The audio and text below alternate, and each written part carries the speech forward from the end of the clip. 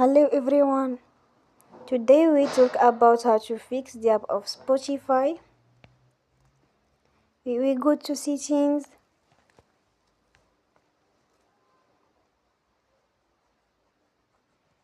Then we click on apps.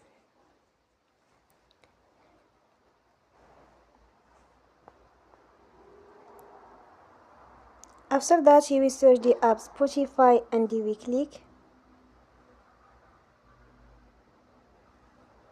They will on for stop.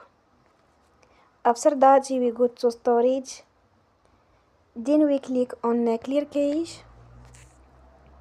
In the end, turn off your phone and you will recharge your phone again.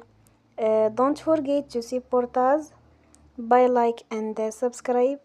See you next time and thank you for watching.